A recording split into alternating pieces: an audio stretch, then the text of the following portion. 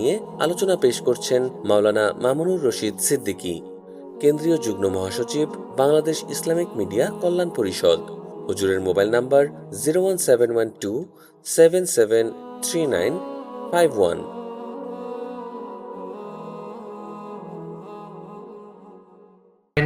বিসমিল্লাহির রহমানির রহিম। আর রহমান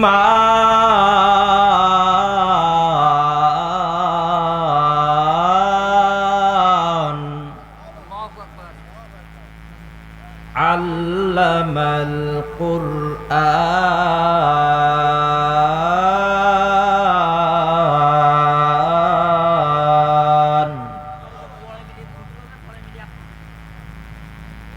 খালাকাল ইনসান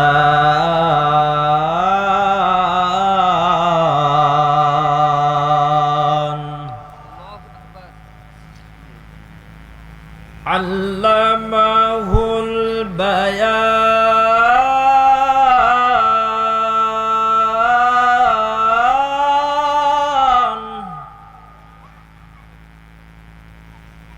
আশ-শামসু ওয়াল কমারু বিহুসবান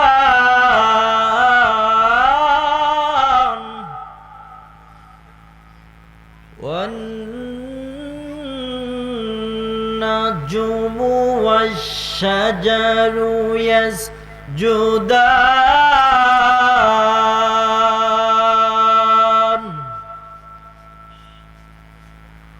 والسماء رفعها ووضع الميزان।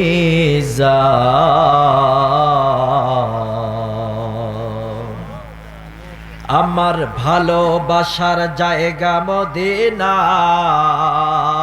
আমার ভালো লাগার জায়গা মদিনা, ঠিক না? আমার ভালোবাসার জায়গা মদিনা, আমার ভালো লাগার জায়গা মদিনা। এত সুন্দর জায়গা কোথাও দেখি না, এত সুন্দর জায়গা কোথাও দেখি না, সাজিয়েছেন দয়াল রব্বানা আমার ভালোবাসার জায়গা মদিনা। বলেন ভালোবাসার জায়গা মদিনা, আমার ভালো লাগার জায়গা মদিনা। যতই দরুদ পড়ি তৃপ্তি মেটে না, যতই দরুদ পড়ি তৃপ্তি মেটে না, আশিক ছাড়া কেউ তো বোঝে না, নবীর প্রেমিক ছাড়া কেউ তো বোঝে না। বলেন ভালোবাসার জায়গা মদিনা, আমার ভালো লাগার জায়গা মদিনা। বলেন ভালোবাসার জায়গা মদিনা, আমার ভালোবাসার জায়গা মদিনা। একদিন কবরে যাব কেউ তো যাবে না, বাবার কবরে ছেলে তো যাইবে না, ছেলের কবরে বাবা তো যাইবে না, যাবে না আমার শাহে মদিনা, ভালোবাসার জায়গা মদিনা। বলেন ভালোবাসার জায়গা মদিনা, আমার ভালো লাগার জায়গা মদিনা। বলেন ভালোবাসার জায়গা মদিনা, আমার ভালো লাগার জায়গা মদিনা।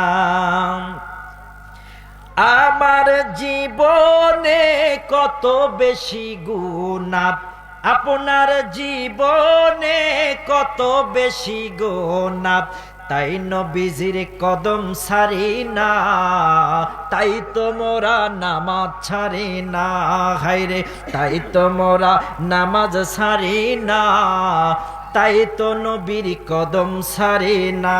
বলেন ভালোবাসার জায়গা মদিনা, ভালো লাগার জায়গা মদিনা, বলেন ভালোবাসার জায়গা মদিনা, ভালো লাগার জায়গা মদিনা। লিল্লাহে তাকবীর, আর জোরে বলেন লিল্লাহে তাকবীর। আপনাদের ভোল্টেজ কি কমে গেছে বাবারা? ভোল্টেজ কমছে? খাননি, রাতে খান নাই? যশোরের মুসলমান সিনার যতটুকুন শক্তি আছে ততটুকুন শক্তি দিয়ে বাতিলের বিরুদ্ধে বলিষ্ঠ কণ্ঠস্বর দিয়ে জোরে সরে বলেন আল্লাহু আকবার। আসমান কার? জমিন কার? আপনি কার? আপনার বউ কার? আহারে, বউ কি আল্লাহ? বউ আপনার।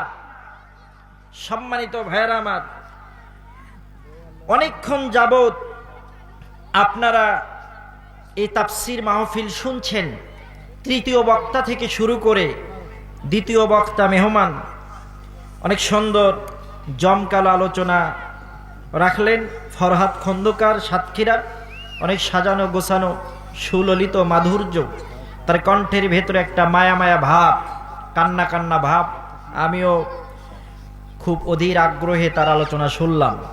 আল্লাহ আমার এই কোরআনের পাখি, কোরআনের হাফেজ ফরহাদ খন্দকার ভাইকে দিনের জন্য বাতিলের বলিষ্ঠ কণ্ঠস্বর হিসেবে যেন আল্লাহ কবুল করে, আমরা সকলে পড়ে আমিন।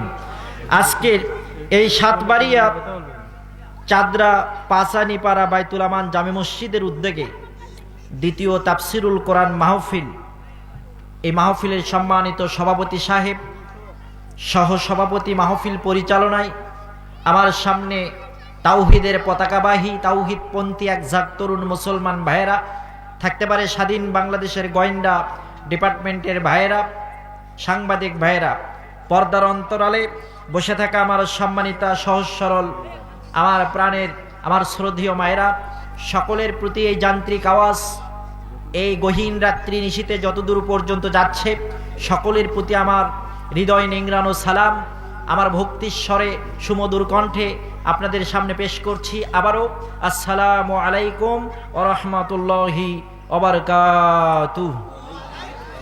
এই মুহূর্তে আমি জানতে চাচ্ছি আপনারা সবাই কেমন আছেন। সময় বেশিক্ষণ নাই, 12টা পর্যন্ত আলোচনা করব, সর্বোচ্চ 1 ঘন্টা।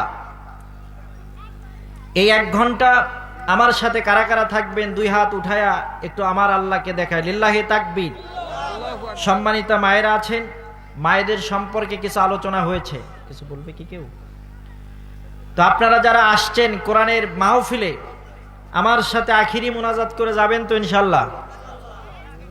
কারা কারা আখিরি মুনাজাত করে যাবেন? শেষ পর্যন্ত থাকবেন না ভাই? আলহামদুলিল্লাহ বলেন। আমি কোরআনুল কারীম থেকে একটি সূরা তেলাওয়াত করেছি, সেই সূরার নাম হচ্ছে সূরা রহমান।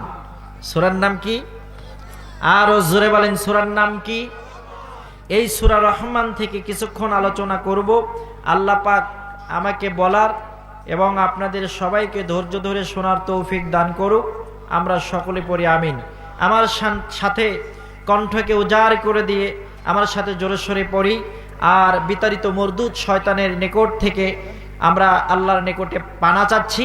আমরা সকলে সমস্বরে ঐক্যবদ্ধভাবে আমরা সকলে পড়ছি আউযু বিল্লাহি মিনাশ শাইতানির রাজিম। বিসমিল্লাহির রহমানির রহিম। আর রহমান আল্লামাল কুরআন খলাকাল ইনসান আল্লামাহুল আল্লামাহুল বায়ান আশ-শামসু ওয়াল কমারু বিহুসবান। এখানে আমরা যারা আসছি আমরা কত সৌভাগ্যবান জানেন। আমরা যতক্ষণ পর্যন্ত এখানে আছি ততক্ষণ পর্যন্ত আমরা জান্নাতের বাগানের ভেতরে আছি। সুবহানাল্লাহ বলবেন না? আরেকটি সৌভাগ্য হচ্ছে এই মুহূর্তে আপনাদের ভেতরে যারা আছেন কেউ যদি এখানে আল্লাহ না করুক ইন্তিকাল করেন, এই অবস্থায় যদি মারা যান আপনি জান্নাতে যাবেন, তার ভেতরে কোনো সন্দেহ নাই। কথা বলেন ঠিক কি না? এই জন্য যতক্ষণ আছেন এই সময়ে আপনি খাস নিয়ত করেন যে আল্লাহ আজকে দুটি কথা কোরআনের শুনবো, দুইটা কথা দিল দিয়ে শুনবো, মন দিয়ে প্রাণ দিয়ে শুনবো। শয়তানের ওয়াসওয়াসা, বিবির মহাব্বতের টান, আপনার আরামের ঘুম সব হারাম করে দিয়ে আল্লাহকে ভালোবেসে জান্নাত পাওয়ার আশায় আল্লাহর কোরআন শুনতে হবে। কথা বলেন ঠিক কিনা?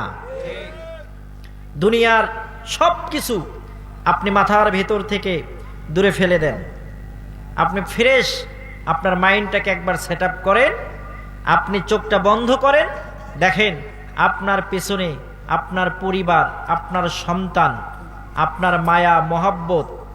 আপনি চক্ষু বন্ধ করলে আপনি দেখবেন সব কিছু নভেল নাটকের মতো মনে হয়, ঠিক না? সব কিছু নাটক।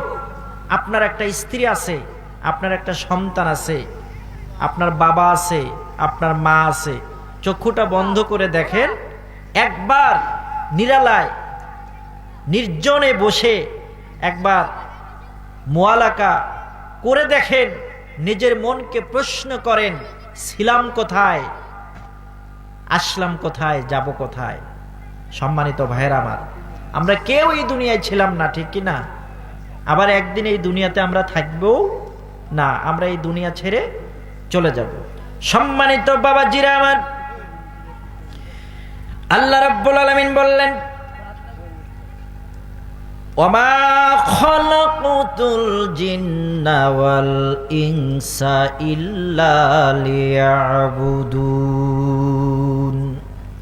আমি আমার বান্দারে সৃষ্টি করলাম, মানুষ সৃষ্টি করলাম, জিন জাতিকে সৃষ্টি করলাম একমাত্র আমার ইবাদত করার জন্য, শয়তানের গোলামি করার জন্য, শয়তানের দাসত্ব করার জন্য আমি মানুষ আর জিনরে তৈরি করি নাই। আমি মানুষরে তৈরি করলাম আমার ইবাদত করার জন্য। মানুষ আমার ইবাদত করবে, আমি আল্লাহকে সিজদা দিবে, আমি আল্লাহ খুশি হয়ে যাব। আল্লাহর কোন বান্দা যদি আল্লাহর নিকটে সিজদা দেয় আল্লাহ সবচেয়ে বেশি খুশি হয়ে যায়। কে খুশি হয় বলেন তো? সাহাবীরা জিজ্ঞাসা করলেন ইয়া রাসূলুল্লাহ, ইয়া হাবিবাল্লাহ, নবী গো, আল্লাহ পাক কখন বেশি খুশি হয়? আবার নবীজি বললেন যখন আল্লাহর বান্দা সিজদা দেয়, সিজদার ভেতরে বান্দা যখন চোখের পানি ঝরে ফেলে দেয়, আল্লাহর কাছে আকুতি মিনতি করে কান্নাকাটি করে, আল্লাহ বান্দার ওই কান্নাকাটিকে পছন্দ করে। বান্দার জীবনের যত গুনাহ আছে আল্লাহ বান্দার সব গুনাহ মাফ করে দেয়। শোনো নবীর উম্মতেরা,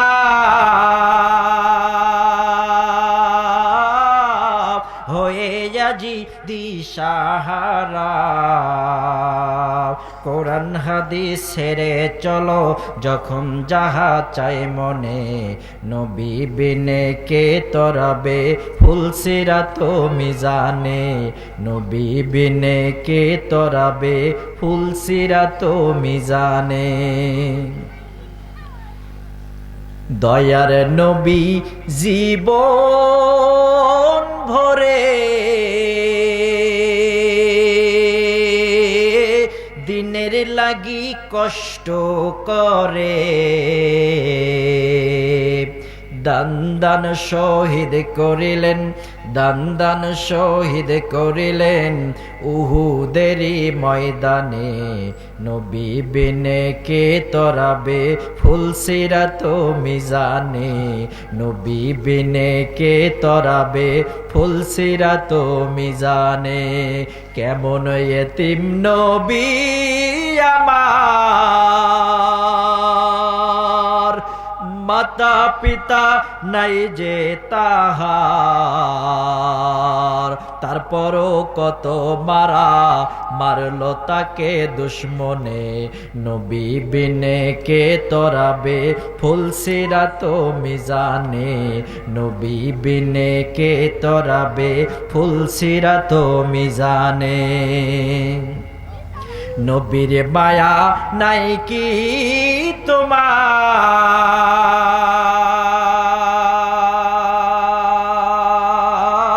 কেমনে দুঃখ দাও যে আবার। দরুদ পড়ো স্মরণ করো, দরুদ পড়ো স্মরণ করো প্রথম ঘাটি কফনে। নবী বিনে কে তরাবে ফুলসিরাত মিজানে, নবী বিনে কে তরাবে ফুলসিরাত মিজানে। কথা কোন ঠিক কিনা? আপনাকে আমাকে কে তরাবে? ফুলসিরাত মিজানে কে সুপারিশ করবে?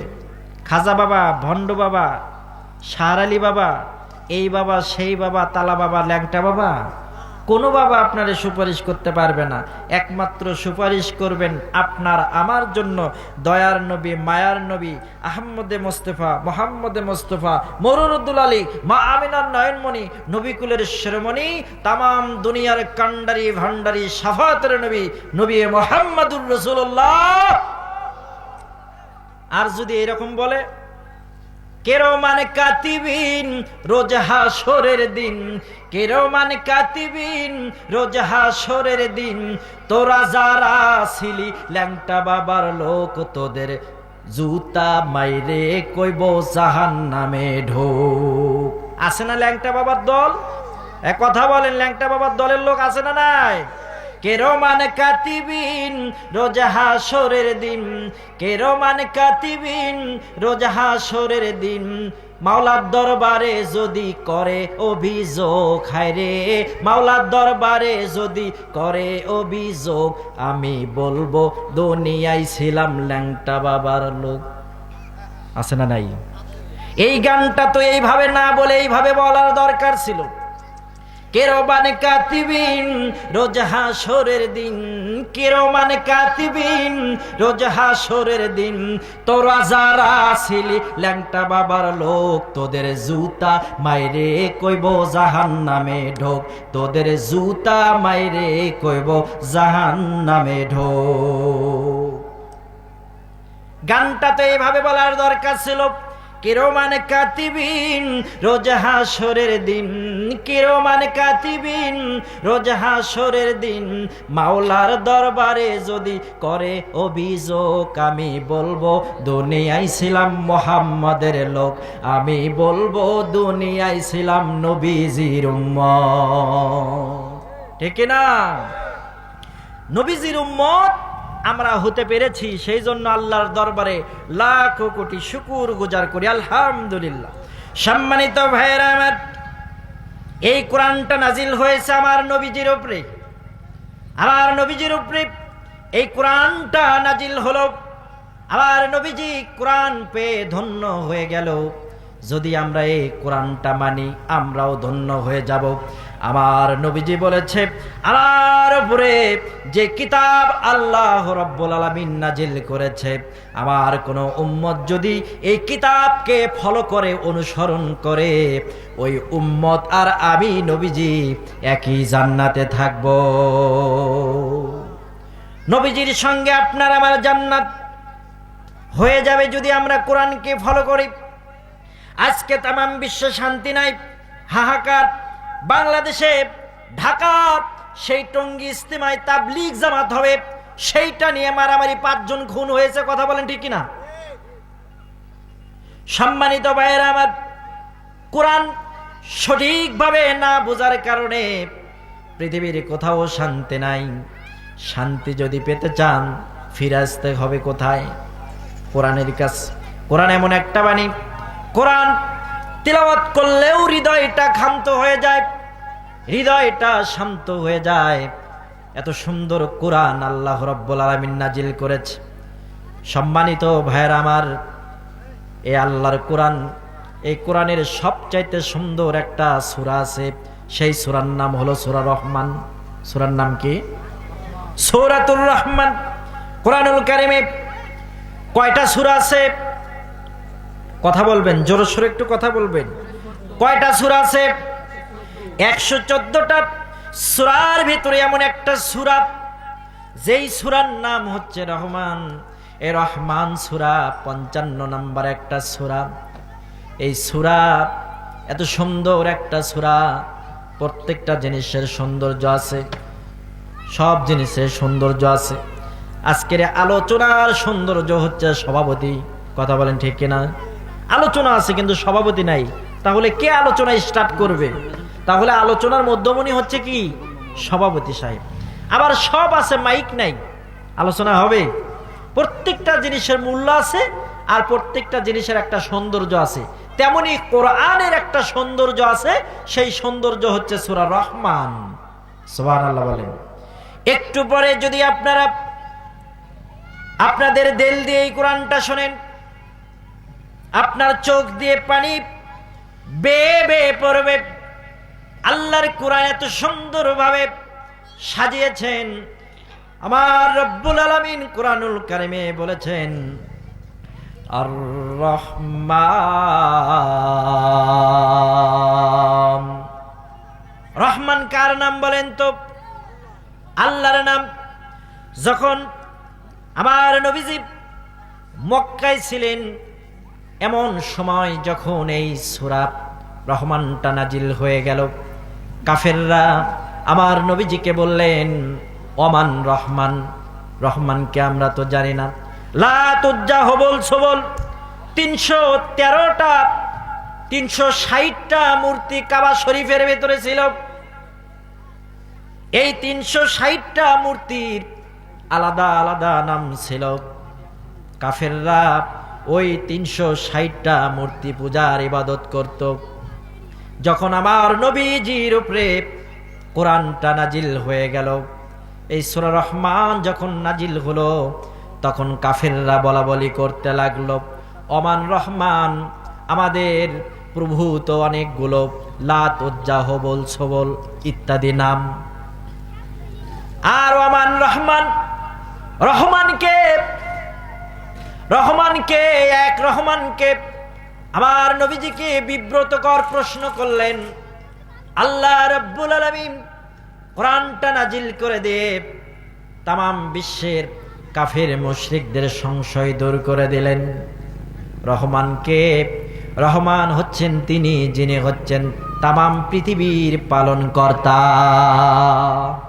আল্লাহ আমার রব, সেই রবি আমার সব, দমে দমে তনু মনে তারি অনুভব। ঠিক কিনা?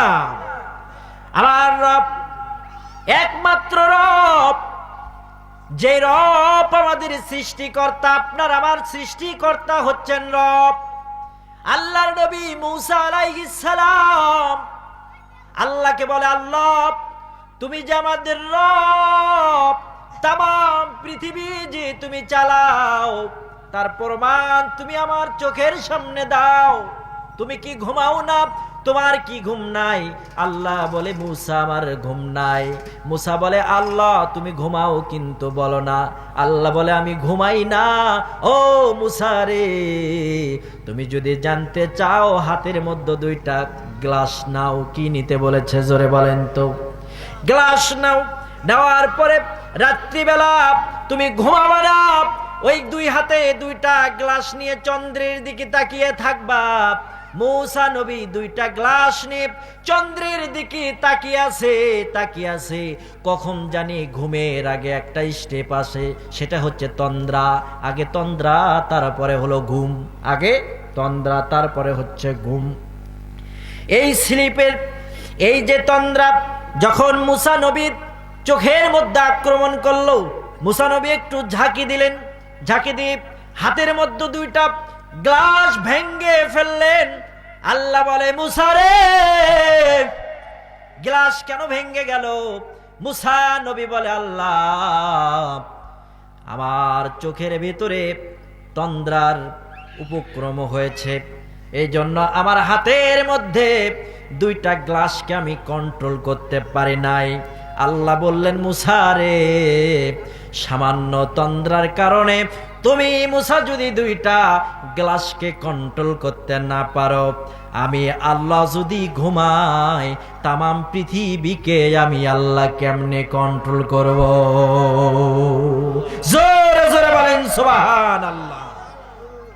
উনি হচ্ছেন রব, যিনি ঘুমান না, যিনি কি করে না, যিনি ঘুমায় না, যিনি অনাবর্ত তাম পৃথিবী পরিচালনা করেন।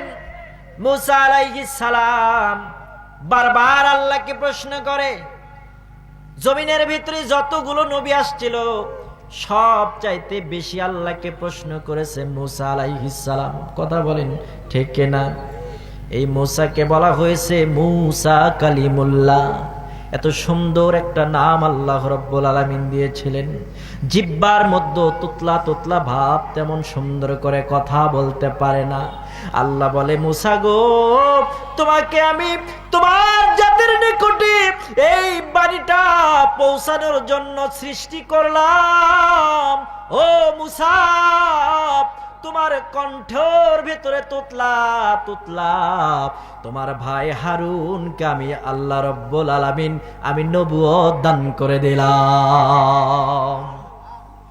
আল্লাহ একই ঘরে একই বাবার দুইটা সন্তানকে নবী বানায় দিলেন। বলেন সুবহানাল্লাহ।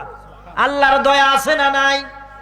ও ভাই, ও পর্দার আড়ালের মা গো, জীবনে কত গুনাহ করেছো বাপ, কত গুনাহ আছে। পর্দা খেলাফ করার গুনাহ, নামাজ পরিত্যাগ গুনাহ, নামাজ পরিত্যাগ করার গুনাহ, স্বামীর খেয়ানতের গুনাহ, স্বামীর আমানতের গুনাহ, কত যে গুনাহ, গুনার শেষ নাই। এত গুনাহ, জীবনে গুনাহ করতে করতে গুনার পাহাড় ভেঙে ফেলে দিলাম। ও আল্লাহ, এত গুনাহ করলাম, আল্লাহ তুমি কি মাফ করবা না? তোমার কাছে কি দয়া নাই? তোমার কাছে কি মায়া নাই? আল্লাহ বলে, মুসা রে, তুমি মুসা হাত তুলতে দেরি, আমি আল্লাহর কবুল করতে দেরি নাই। ও মুসলমান, আপনার জীবনে আমার জীবনে কত গুনাহ আছে। এই গুনাহের জন্য কার কাছে তওবা করতে হবে? জোরে বলেন তো, কার কাছে তওবা করতে হবে? আপনার আমার পালনকর্তা কে? মুসা নবী আল্লাহকে বলে, আল্লাহ তুমি তামাম বিশ্বের পালনকর্তা, তুমি রব, তামাম বিশ্বের সব কিছুকে কেমনে খাওয়াও? 18,000 মাখলুকাত আছে। কত হাজার? জোরে বলেন তো। 18,000 মানুষ একটা মাখলুকাত। মানুষের ভেতরে আবার শ্রেণী বিন্যাস আছে, আছে আকন্দ, আছে মন্ডল, আছে মুন্সি, আছে না? বিভিন্ন শ্রেণী বিন্যাস আছে। আবার জিনদের ভেতরে শ্রেণী বিন্যাস আছে। আবার প্রাণীকুল, ছাগল, গরু, মহিষ, ভেড়া, উট, ডুম্বা, আমার চোখের সামনে কত প্রাণী দেখি। এই প্রাণী সবগুলো মিলে প্রায় 18,000 মাখলুকাত আল্লাহ তৈরি করেছে। এই 18,000 মাখলুকাতের ভেতরে শুধুমাত্র জিন আর মানুষের হিসাব হবে। জিন আর মানুষের হিসাব হবে, আর কারো হিসাব হবে না। তাহলে ভাইয়েরা আমার, এই 18,000 মাখলুকাত সবগুলো রিজিকের ব্যবস্থা কে করেছে? মুসা আলাইহিস সালাম আল্লাহকে বলে, আল্লাহ তুমি সব প্রাণীকে কেমনে খাওয়াও? আল্লাহ বলে, মুসা রে, আমি সব প্রাণীকে খাওয়াই। মুসা আলাইহিস সালাম রাস্তা দিয়ে হেঁটে যায়। সামনে যাওয়ার পর দেখে একটা পাথর। ওই পাথরটা দেখে মুসা আলাইহিস সালাম বলছে, আল্লাহ এই পাথরটা কি করব?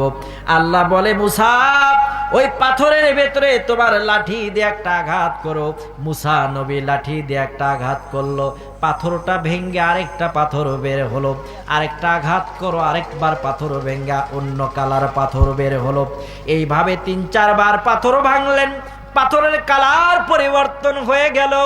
পাথরের মধ্যে মুসা নবী দেখে একটা দুবরা ঘাস। কি ঘাস? একটা দুবরা ঘাস।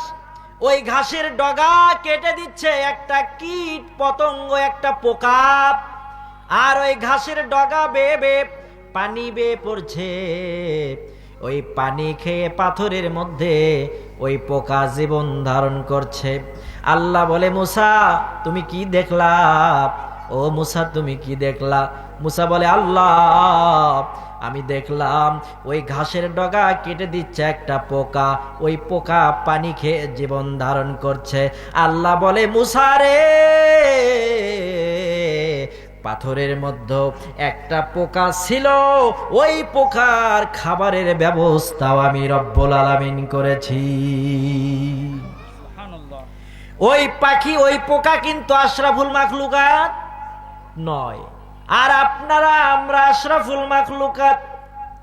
আল্লাহু আল্লাহু তুমি জাল্লে জালালু, শেষ করা তো যায় না গিয়ে তোমার গুণগান। বলেন আল্লাহু আল্লাহু। খারাপ লাগে? বলেন আল্লাহু আল্লাহু তুমি জাল্লে জালালু, শেষ করা তো যায় না গে তোমার গুণগান। তুমি মাটির আদমকে প্রথম সৃষ্টি করিয়া ঘোষণা বলিয়া দিলা প্রথম মানুষ বলিয়া। তাই নূরের ফেরেশতা আদমকে করে যে সিজদা, তাই নূরের ফেরেশতা আদমকে করে যে সিজদা। সবার চেয়ে সম্মান দিলা মাটির আদমকে। বলো আল্লাহু আল্লাহু তুমি জাল্লে জালালু, শেষ করা তো যায় না গে তোমার গুণগান। আমরা মাটির আদম, আমরা আশরাফুল মাখলুকাত। বলছিলাম আল্লাহর কোরআনে আল্লাহ রাব্বুল আলামিন ঘোষণা করে দিলেন আর রহমান,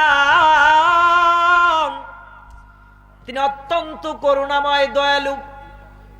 কেমন দয়ালু আল্লাহ! আপনার আমার ওপর আল্লাহ কেমন করে দয়া করবে, মায়া করবে রে মুসলমান ভাইয়েরা। এই সুন্দর প্যান্ডেল করা হলো, এত সুন্দর আয়োজন, মসজিদের উদ্যোগে আয়োজন করা হলো। কত কষ্ট করলো আমার যুবক ভাইয়েরা।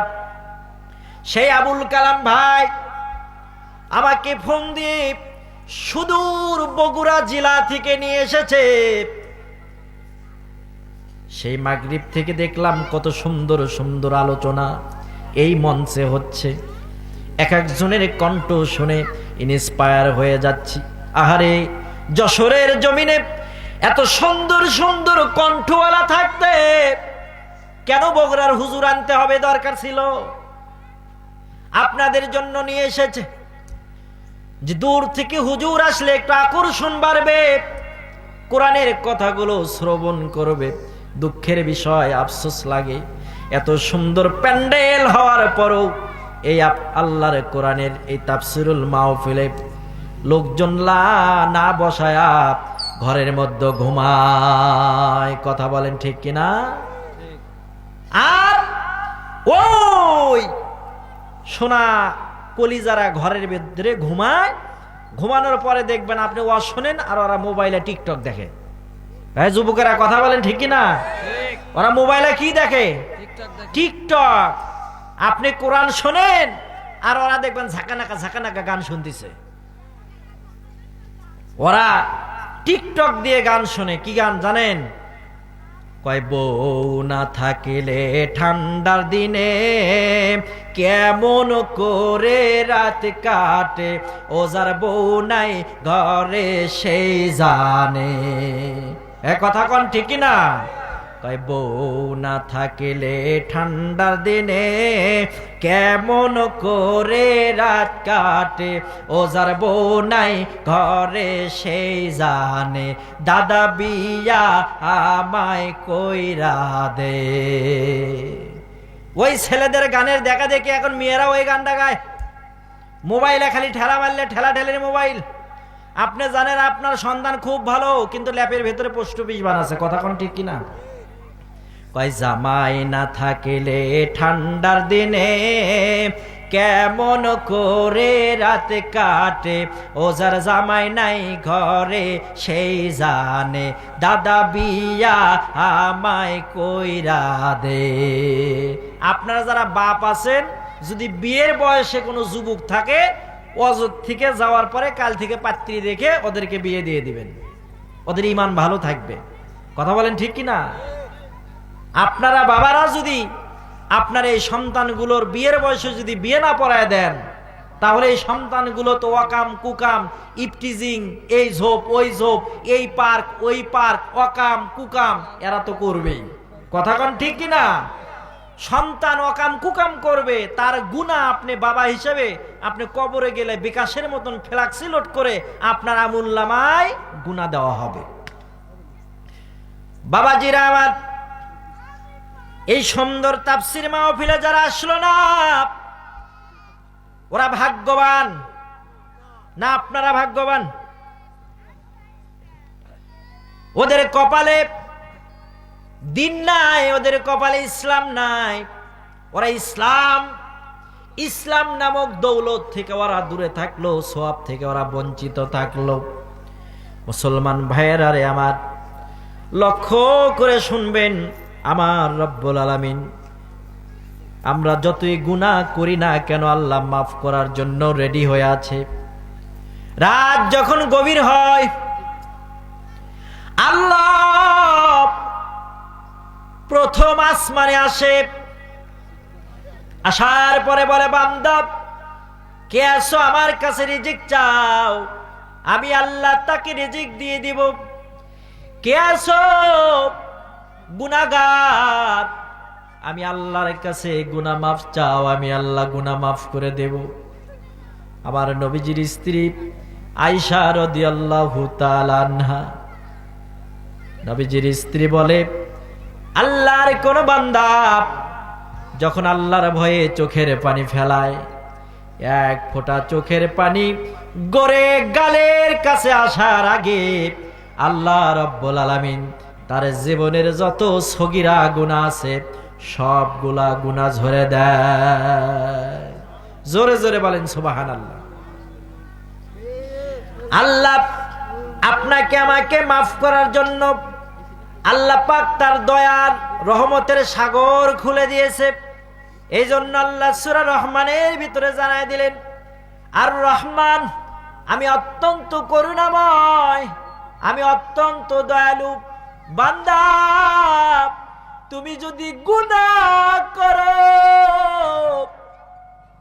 নদী পরিমাণ, আমি আল্লাহর রহমত হলো জমিন পরিমাণ। ও বান্দা, তুমি যদি গুনাহ করো জমিন পরিমাণ, আমি আল্লাহর রহমত হলো আসমান পরিমাণ। তুমি যদি গুনাহ করো আসমান পরিমাণ, আমি আল্লাহ রহমত আর আজিম পরিমাণ। বান্দা তুমি জীবনে যতই গুনাহ করো না কেন বান্দা, একবার যদি তুমি দুহাত উঠায়া আমি আল্লাহর কাছে মুনাজাত করে বলো, আল্লাহ জীবনে কত গুনাহ করেছি রে আল্লাহ, না বুঝে কত আকাম কুকাম করেছি, জিনার গুনাহ করেছি, চুরির গুনাহ করেছি, আল্লাহ জীবনে কত গুনাহ করলাম, ও আল্লাহ তুমি মাফ করে দাও। আল্লাহ ফেরেশতাকে বলে, ফেরেশতা দুনিয়ার বুকে আমার বান্দা কি গায় কি বলে? ফেরেশতা বলে, আল্লাহ আপনার বান্দা জীবনে অনেক গুনাহ করেছে, আপনার কাছে মাপ চায়। আল্লাহ বলে, বান্দা ও ফেরেশতা বান্দারে ঘোষণা করে দাও, ওই বান্দার জীবনের যত গুনাহ আমি আল্লাহ বান্দার জীবনের সব গুনাহ মাফ করে দিলাম। দুনিয়ার বুকে আল্লাহর কোন বান্দা যখন কালেমা পড়ে লা ইলাহা ইল্লাল্লাহু মুহাম্মাদুর রাসূলুল্লাহ, লা ইলাহা, জোরে জোরে লা ইলাহা, আল্লাহ তোমার লীলা খেলা, আল্লাহ তোমার লীলা খেলা, কেউ বোঝে না, তুমি কাউকে রাখো গাছ তলাতে, কাউকে রাখো বালাখানায়, লা ইলাহা, জোরে জোরে সুবহানাল্লাহ, আলহামদুলিল্লাহ, লা ইলাহা ইল্লাল্লাহ, সুবহানাল্লাহ, আলহামদুলিল্লাহ, লা ইলাহা ইল্লাল্লাহ। কালেমায়ে তয়বা পড়ে নিলাম, গরম পানি দিবেন। হ্যাঁ, কালেমায়ে তয়বার কত পাওয়ার, কত পাওয়ার। কালেমায়ে তয়বা হচ্ছে লা ইলাহা ইল্লাল্লাহু মুহাম্মাদুর রাসূলুল্লাহ। কত পাওয়ার, কত পাওয়ার। জান্নাত থেকে হাওয়া ওই নিষিদ্ধ গাছের ফল খাইলেন, আল্লাহ দুনিয়ায় পাঠায়া দিলেন হাওয়া আলাইহিস সালামকে মক্কার জিদ্দায়, আর আদম আলাইহিস সালামকে পাঠায়া দিলেন শ্রীলঙ্কায়, প্রায় 5000 মাইল দূরে। 360 বৎসর আদম হাওয়া আল্লাহর নিকটে দোয়া করলেন, মাফ চাইলেন, আল্লাহ মাফ করলেন না। আদম হাওয়া নবীর নামে এই কালেমায়ে তয়বা যখন পড়লেন, আদম নবী আল্লাহকে বলে, আল্লাহ জান্নাতের ভিতরে, জান্নাতের গেটের ভিতরে দেখেছিলাম নবী মুহাম্মাদুর রাসূলুল্লাহ সাল্লাল্লাহু আলাইহি ওয়াসাল্লামের নাম, আল্লাহ ওই নামের খাতিরে তুমি আমাদেরকে মাফ করে দাও। যখন এই দোয়াটা পড়লেন লা ইলাহা ইল্লাল্লাহু মুহাম্মাদুর রাসূলুল্লাহ, কালেমাটা পড়ার সঙ্গে সঙ্গে আল্লাহ পাক আদম এবং হাওয়া আলাইহিস সালামকে এক জায়গায় করে দিলেন। দুনিয়ার বুকে আল্লাহর কোন বান্দা যখন এই কালেমাতু তয়্যিবা পড়ে, আল্লাহ পাকের ফেরেশতারা এই কালেমায়ে তয়্যিবার সওয়াবগুলো নিয়ে আল্লাহর দরবারে হাজির। আল্লাহর আরশের খুঁটি থরথর করে কাঁপে। আল্লাহ বলে, ও আরশের খুঁটি তুমি থরথর করে কেন কাঁপো? আরশের খুঁটি বলে, আল্লাহ আপনার একজন বান্দা দুনিয়ায় কালেমা তয়্যিবা পাঠ করেছে, ওই ব্যক্তির গুনাহ যতক্ষণ মাফ না করবা আমি কাঁপতেই থাকবো। আল্লাহ বলে, খুঁটি রে কাঁপাকাঁপি বন্ধ করো, আমি আল্লাহ দুনিয়ার বুকে যে ব্যক্তি কালেমাতু তয়্যিবা পড়েছে, আমি আল্লাহ ওর জীবনের সব গুনাহ মাফ করে দিলাম। আরো খুশি হবেন, কালেমায়ে তয়্যিবার ভিতরে কয়টা হরফ আছে বলেন তো? 24 হরফ। কয় হরফ? 24টা হরফের ভেতরে একটা কারিশমা আছে। কি আছে? কারিশমা, একটি গাণিতিক সূত্র আছে। এই গাণিতিক সূত্র কোরআনকে রিসার্চ করে করে এরোপ্লেন আবিষ্কার হলো, কোরআনকে রিসার্চ করে করে চাকা তৈরি হলো, সুবহানাল্লাহ বলেন। কোরআনকে রিসার্চ করে করে বৈদ্যুতিক বাল্ব তৈরি হলো, মাইক তৈরি হলো। পৃথিবীতে যা কিছু আছে সবকিছু কোরআনকে রিসার্চ করে তৈরি হয়েছে, বলেন আলহামদুলিল্লাহ।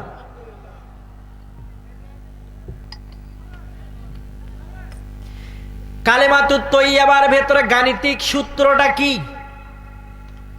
কালেমাতু তয়্যিবার ভেতরে 24টা হরফ আছে। কয়টা? 24টা। এই 24টা হরফের ভিতরে 12টা হরফ আল্লাহর নামে, কার নামে? আর 12টা হরফ হলো তার হাবিব নবী মুহাম্মাদুর রাসূলুল্লাহর নামে। আল্লাহর নামে 12 হরফ, নবীর নামে 12 হরফ। 12 12 কত? আর দিন 12 ঘন্টা, রাত দিলেন 12 ঘন্টা। 12 12 কয় ঘন্টা? 12 12 24 ঘন্টা।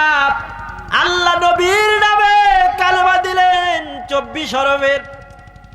আল্লাহর নামে 12 হরফ, নবীর নামে 12 হরফ। আল্লাহর নাম লা ইলাহা, এই 12 হরফের একটা হরফের ভিতরেও উপরেও নাই, নিচেও নাই, নোক্তা নাই। কি নাই? নোক্তা নাই। বার নিচে কয় নোক্তা? 1 নোক্তা। তার উপরে 2 নোক্তা। লা ইলাহা ইল্লাল্লাহ 12টা হরফ পরে দেখেন, একটা হরফের ভেতরেও কি নাই? নোক্তা নাই। তার মানে আল্লাহ প্রমাণ করে দিলেন, নবী গো 12 হরফের ভিতরে নোক্তা নাই, মানে আমি আল্লাহ তাওহীদের ভিতরে বিন্দু পরিমাণ ভেজাল নাই। সুবহানাল্লাহ বলেন। আমি আল্লাহ ছাড়া আর কোনো মাবুদ নাই, নোক্তা নাই, এলোমেলো নাই, সোজা। আমি আল্লাহ এক। কুল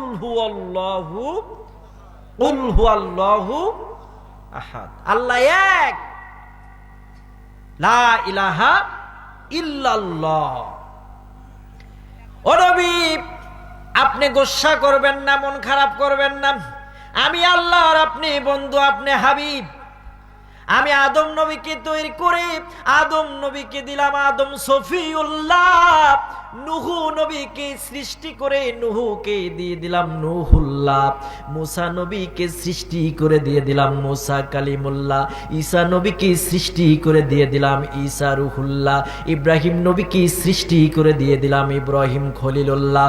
ও নবী গো, আপনি নবীকে তৈরি করিয়া আপনার নাম দিলাম হাবিবাল্লাহ।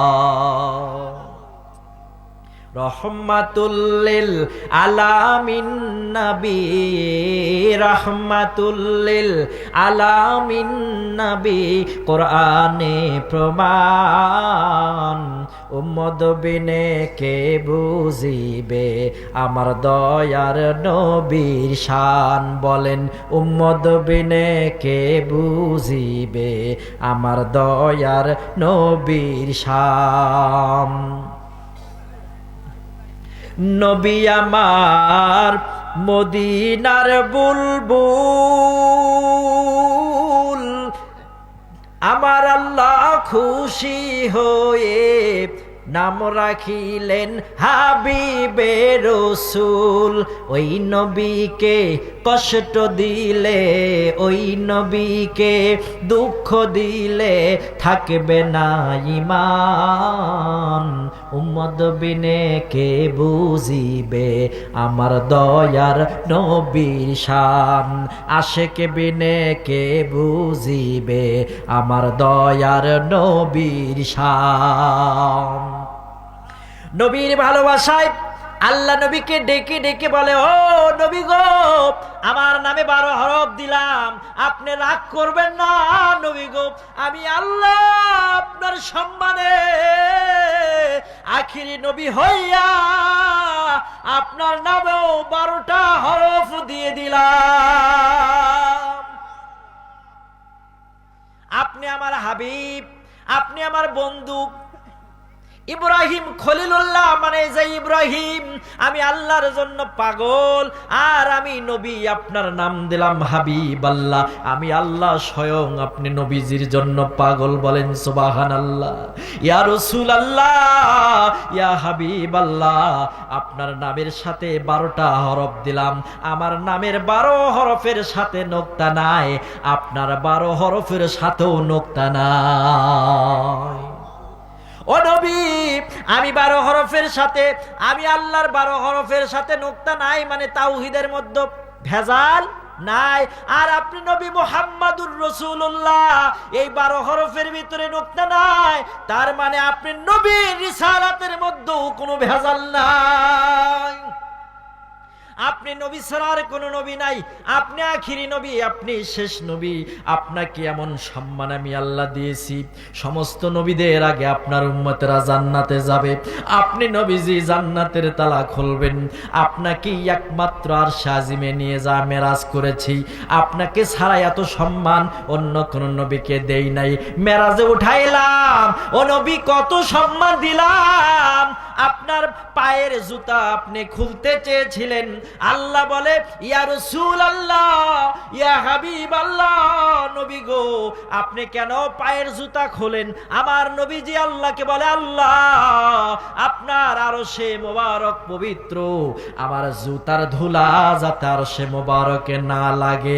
আমার আল্লাহ বলে, নবী গো আপনার ওই জুতার ধুলার চাইতে আমি আল্লাহর আরশ এমন ভাবে রেখেছি, ও নবী গো আপনার জুতার ধুলা পেয়ে আমি আল্লাহর আরশ আজকে ধন্য হয়ে যাবে। ওই নবীজিকে আল্লাহ কত সম্মান দিলেন, কত পাওয়ার দিলেন। ওই নবীজির উপরে আল্লাহ কোরআন নাজিল করলেন। আর রহমান, আল্লাহ অত্যন্ত দয়ালু করুণাময়। আমরা যা নামাজ পড়লাম, ইবাদত করলাম, হজ করলাম, যাকাত করলাম, এইটা দিয়ে আমরা জান্নাত পাবো না যদি না আল্লাহর রহমত থাকে, আল্লাহর দয়া যদি না থাকে। বনি ইসরাইলের একজন বান্দা 1000 বৎসর হায়াত পাইল। জোরে বলেন কত বৎসর? 1000 বৎসর হায়াত পাইল। সারাদিন রোজা করে কাটিয়ে দেয়, জিহাদের সওয়াব অর্জন করে, রাতের বেলা তাহাজ্জুদের নামাজ পড়ে। এই বান্দা তার মনের ভেতরে একবার অহংকার চলে আসলো, আল্লাহ এত রোজা রাখলাম, এত তাহাজ্জুদের নামাজ পড়লাম, আল্লাহ আমি তাহাজ্জুদের নামাজ দিয়ে জান্নাতে যাব, আমার রোজা দিয়েই আমি জান্নাতে যাব। আল্লাহ বলে, ও বনি আদম, তুমি তোমার ইবাদত দিয়ে কখনো জান্নাতের আশা করো না। যদি আমি আল্লাহ তোমাকে মায়া না করি, যদি আমি আল্লাহ তোমার প্রতি রহম না করি, জান্নাতে যাওয়া তোমার পক্ষে সম্ভব না। বনি ইসরাইলের এই আল্লাহর বান্দা ভেতরে ভেতরে একটু অহংকার করলেন, ইবাদতের অহংকার। আল্লাহ এত নামাজ পড়ি, এত তাহাজ্জুদের নামাজ পড়ি, চোখের পানি নিশি রাত্রে ছেড়ে দেই, আল্লাহ তুমি কি আমারে মাফ করবা না? আমি রমজানে রোজা রাখি, পাশাপাশি আল্লাহ আমি সারাদিন রোজা রাখি, খাই না তোমার ভয়ে, তুমি কি আমারে মাফ করবা না? আমি আবার ইবাদত দিয়েই তো জান্নাতে যেতে চাই। আল্লাহর বান্দা কল্পনা করতে করতে ঘুমে গেছে। ঘুমের ঘরে আল্লাহ পাক ওই বান্দার চোখের সামনে কিয়ামত সংগঠিত করে দিয়েছে। জোরে বলেন সুবহানাল্লাহ। ওই বান্দাকে হাসরের ময়দানে নিয়ে গেছে। ঘুমের ভিতরে বান্দা হাসরের ময়দানে যাওয়ার পর আল্লাহ বান্দাকে বলে, বান্দা তুমি জান্নাতে চলে যাও আমার রহমত নিয়ে। বান্দা আল্লাহর রহমত নিয়ে জান্নাতে যাবে না। আল্লাহকে বলে, আল্লাহ আমি নামাজ পড়লাম, তাহাজ্জুদের নামাজ পড়লাম, রোজা রাখলাম, আমি তোমার রহমত দিয়ে কেন জান্নাতে যাব? আমার রোজার সওয়াব দিয়েই তো আমি জান্নাতে যাব, আমার তাহাজ্জুদের সওয়াব দিয়ে তো আমি জান্নাতে যাব, তোমার রহমতের কোনো প্রয়োজন নাই। আল্লাহ ফেরেশতাকে অর্ডার করলেন, ফেরেশতা আমার এই বান্দাকে আমি আল্লাহর রহমত ছাড়া জান্নাতে ঢোকায় দাও। ফেরেশতারা আল্লাহর বান্দার দুইটা হাত ধরে জাহান্নামের পাশ দিয়ে দিয়ে নিয়ে যাচ্ছে। জাহান্নামের উত্তপ্তের কারণে বান্দার কলিজাটা মানে পানি পিপাসায় কলিজাটা শুকিয়ে গেছে। এইবার আল্লাহর বান্দা সামনে গেলেন, যাওয়ার পর দেখে একজন ফেরেশতা এক গ্লাস পানি নিয়ে দাঁড়িয়ে আছে। আল্লাহর বান্দা ফেরেশতাকে বললেন, ও ফেরেশতা আমাকে পানি দাও, আমি হাঁপিয়ে গেছি, কলিজাটা আমার শুকে গেছে।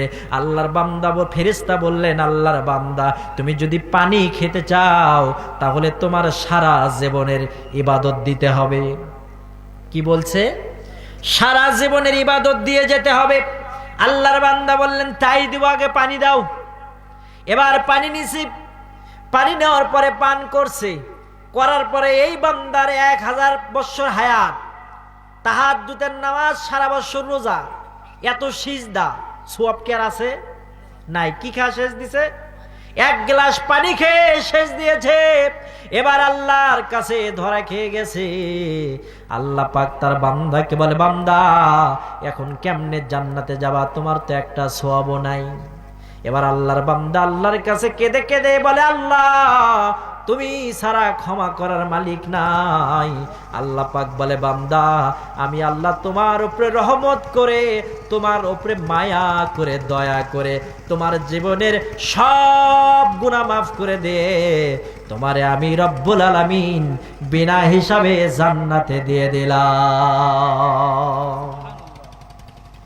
একবার চিন্তা করেন, যেই নামাজ পড়ছেন এই নামাজের ইবাদত দিয়ে জান্নাতে যাওয়া সম্ভব? এই ইবাদত দিয়ে জান্নাতে যাওয়া সম্ভব? এখন চোখের পানি ছেড়ে দেন, আল্লাহর কাছে কাঁদেন, কেঁদে কেঁদে বলেন, আল্লাহ তুমি আমার জীবনের সব গুনাহ মাফ করে দাও। আল্লাহ তুমি ছাড়া কেউ নাই, মাফ করার মালিক তুমি আল্লাহ, ক্ষমা করার মালিক তুমি আল্লাহ। মুত্তাফাকুন আলাই, বুখারী মুসলিমের ভেতরে একটা হাদিসে পড়লাম, বান্দা কিভাবে তওবা করলে বান্দার তওবা আল্লাহ কবুল করবে। রাত গভীর হয়ে যাবে, ঈশান নামাজ আগে বান্দা আদায় করবে, আদায় করার পর ডান কাঁধে বান্দা শুতে যাবে। ডান কাঁধে, কোন কাঁধে? ডান কাঁধে বান্দা ঘুমাবে। আল্লাহুম্মা বিসমিকা আমুতু ওয়া আহইয়া, এই দোয়াটা পড়ে ঘুমাবে। দরুদ শরীফ পড়তে পড়তে আল্লাহর বান্দা ঘুমিয়ে যাবে। ফজরের আগে ঠিক রাতের শেষ ভাগে বান্দা উঠে যাবে। উঠে যাওয়ার পর সুন্দর করে গভীর রাতে ওযু করবে। ওযু করার পর 2 রাকাত নফল নামাজ আদায় করবে। তাহাজ্জুদের আগে, তাহাজ্জুদের নামাজের আগে 2 রাকাত নফল নামাজ আদায় করে চোখের পানি ছেড়ে দিয়ে আল্লাহর কাছে কেঁদে কেঁদে বলবে, আল্লাহ তুমি মাফ করে দাও, ক্ষমা করে দাও। আপনার চোখ দিয়ে এক ফোঁটা চোখের পানি যদি ঝরাতে পারেন, আল্লাহ পাক আপনার আমার জীবনে যত গুনাহ আছে সব গুনাহ মাফ করে দিবে। এর নাম হলো রহমান। আল্লামাল কুরআন, তিনি মানুষকে কোরআন শিক্ষা দিয়েছেন। কেমন করে কোরআন শিখালেন? ও আমার বাবারা, এই কোরআনের দৌলত, এই কোরআনের আয়াত সবার ভাগ্যে হয় না। হয় কোরআন শিক্ষা সবাই শিখতে পারে না। আমার নবীজি বললেন, আফদলুল ইবাদাতি তিলাওয়াতুল কোরআন, প্রত্যেকটা মুসলমানকে কোরআন শিক্ষা অর্জন করা ফরজ। খায়রুকুম মান তাআল্লামাল কোরআনা ওয়া আল্লামা, যে নিজে কোরআন শিখবে আর মানুষকে শেখাবে, হাসরের ময়দানে আল্লাহ পাক তাকে উত্তম করে তার মাথার উপরে আল্লাহ রব্বুল আলামিন নূরের টুপি পরায়া দিবে। এই কুরআনুল কারীমটার ব্যাপারে আল্লাহ বললেন, আল্লামাল কুরআন। অনেকে কোরআন শিখতে চায়, বুড়ো বয়সে বৃদ্ধ বয়সে কোরআন শিখতে চায়, সিনার মধ্যে আল্লাহ কোরআন দেয় না। অনেক টাকা পয়সা খরচ করে হুজুর রাখে, প্রাইভেট পড়ে, বারবার পড়ে, তারপরও দেখবেন কোরআন পড়তে পারে না। আল্লাহ যাকে পছন্দ করে তার ভেতরে কোরআনটা ঢোকায়া দেয়। সম্মানিত ভাইরা আমার, আল্লামাল কুরআন, আল্লাহ কোরআন শিখালেন কেমন করে দেখেন। ছোট্ট একটা বাচ্চা, বয়স বেশি নয়, 6 বছর বয়স, কেমনে এত বড় কোরআন মুখস্থ করে মাথায় ঢোকে? ওই ছোট্ট বাচ্চার মাথার ভেতরে মেমোরি ফিট করে দিয়েছেন কে? আপনার গণিত বলেন, ইংলিশ বলেন, বিশাল বিশাল বুক, বই, এই বইগুলোর কোনো হাফেজ নাই। তাওরাতের কোনো হাফেজ নাই, জাবুরের কোনো হাফেজ নাই, নিউ টেস্টামেন্টের কোনো হাফেজ নাই, ওল্ড টেস্টামেন্টের কোনো হাফেজ নাই, মহাভারতের হাফেজ নাই, রামায়ণের হাফেজ নাই, ত্রিপিটকের হাফেজ নাই। হাফেজ আছে একমাত্র আল্লাহর কোরআনে। ইন্না নাহনু নাযালনা যিকরা ওয়া ইন্না লাহু লাহাফিযুন।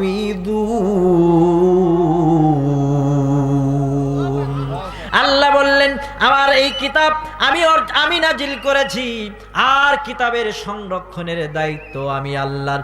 আল্লাহ বললেন আল্লামাল কুরআন, কেমন করে কোরআন শেখালাম। কোরআন পড়লে 10টা করে সওয়াব হয়, একটা হরফ পড়লে 10টা করে নেকি হয়।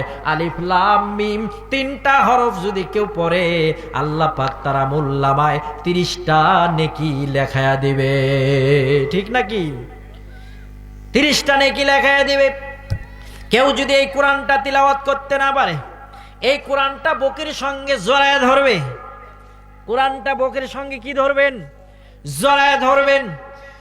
চোখের পানি ছেড়ে দিয়ে আল্লাহর কাছে কেঁদে বলবেন, আল্লাহ এই কোরআন শিখতে পারি নাই, আল্লাহ কোরআনটাকে ধরে স্পর্শ করে বুকের মধ্যে বারবার কোরআনকে জড়ায় ধরবেন। এই কোরআনকে বুকের সঙ্গে জড়ায় ধরার কারণে আল্লাহ আপনাকে সম্মানিত করবে। কোরআন সম্মানিত কিতাব, কোরআন আরশ আজিমের কিতাব। আপনি যদি কোরআনটা বুকের সঙ্গে ধারণ করেন, আল্লাহ দুনিয়ার মধ্যে আপনাকে সম্মানিত করে দিবে। জোরে বলেন সুবহানাল্লাহ। এই কোরআন দিয়ে জীবন পরিচালনা করবেন, আল্লাহ আপনাকে সম্মানিত করবে। এই কোরআনে যা আছে তা পালন করার চেষ্টা করবেন। আল্লামাল কোরআন, আল্লাহ যাকে কোরআন শেখায় সেই কোরআন শেখে। কেউ যদি বলে আমি শিখবো, সে শিখতে পারবে না। ওয়ামাইদুলিলহু ফালা হাদিয়া লা, হিদায়াত কখনো চেয়ে নেওয়া যায় না। হিদায়াত আল্লাহ যাকে দেয় সেই হিদায়াত পায়। জোরে কথা বলেন ঠিক কিনা? আবু জেহেলের কপালে হিদায়াত নাই। আমার নবীজির চাইতে বড় শিক্ষক পৃথিবীতে আর কি একটাও আছে? সেই নবীজি আবু জাহিলকে শেখানোর চেষ্টা করে। আমার আল্লাহ বলেন, নবী গো আপনি যতই চেষ্টা করেন আবু জাহেলের ভেতরে কোরআন ঢুকবে না। আবু জাহেলের সিনার মধ্যে হিদায়াত নাই। ওকে আমি এমন শাস্তি দিব, তামাম পৃথিবীর যত হাজি আছে সব হাজিরা পায়খানা করবে। ওর যে ঘর থাকবে ওই ঘরের মধ্যে পায়খানা করবে।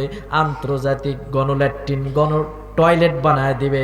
এমন সম্মান আবু জেহেলের দিছে, পৃথিবীতে কোনো মুসলমান, কোনো বৌদ্ধ, খ্রিস্টান, নাসারা কেউ আবু জাহেল নাম রাখে না। আল্লামাল কোরআন, আল্লাহ যাকে তাকে কোরআন দেয় না রে ভাই। আপনি এই তাফসীর মাহফিলে বসেছেন সামিয়ানার নিচে, আপনাকে আল্লাহ মোহাব্বত করেছে, আল্লাহ পাক আপনাকে রহমত দিয়েছে, এই জন্য আপনি বসেছেন। যাদেরকে রহমত দেয় নাই তারা এই সামিয়ানার নিচে বসার সুযোগ পায় নাই। আল্লাহ বলে আল্লামাল কোরআন, কোরআনকে আমি আল্লাহ এত সম্মান দিলাম, এত সম্মান দিলাম। কোরআন যদি পড়ে 10 নেকি, শুনলেও 10টা নেকি। সুবহানাল্লাহ। কোরআন পড়লেও 10 নেকি, শুনলেও কয় নেকি? 10 নেকি। কোরআনের ভিতরে একটা সূরা আছে, সূরার নাম সূরা ইখলাস। 3 বার কেউ যদি পাঠ করে, একবার কোরআন খতমের সওয়াব পাওয়া যায়। আলহামদুলিল্লাহ বলেন। কোরআনের ভিতরে এমন একটা সূরা আছে, ওই সূরার নাম সূরা ইয়াসিন। ওই ইয়াসিন সূরা যদি কেউ একবার পাঠ করে 10 বার কোরআন খতমের সওয়াব পাওয়া যায়। জোরে বলেন সুবহানাল্লাহ। আবার নবীজি বলেছেন সূরা রহমান, আসর নামাজ পর কেউ যদি একবার পাঠ করে আল্লাহ পাক তাকে 4টা ফজিলত দান করে। জোরে বলেন কয়টা? 4টা। বেশি বেশি ওয়াজ শোনার দরকার নাই, অল্প করে শুনে আমল করার চেষ্টা করবেন। শুনবেন কম, আমল করবেন বেশি, আপনার জীবনটা ধন্য হয়ে যাবে। আমার নবীজি বললেন সূরাতুর রহমান প্রত্যেক আসর নামাজ পড়লে তার জীবনে 4টা বিপ্লব ঘটবে, 4টা সম্মান আল্লাহ ঘটায় দিবে। 1 নাম্বার, যদি কোন আল্লাহর বান্দা কোরআনুল কারীমের সূরা রহমান তিলাওয়াত করে, ওই বান্দার চেহারার ভেতরে আল্লাহ নূর পয়দা করে দিবে।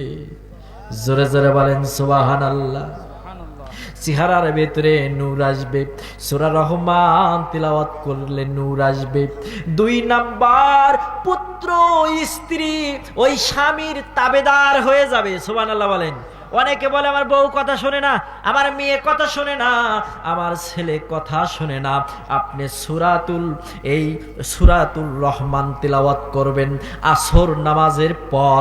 একবার যদি তিলাওয়াত করেন, আপনার স্ত্রী, আপনার সন্তান আপনার বশ হয়ে যাবে, আপনার কথা মতো চলবে। 2 আর 3 নাম্বার, আপনি যদি সূরা রহমান তিলাওয়াত করেন তাহলে জান্নাতে যাওয়া আপনার হক হয়ে যাবে।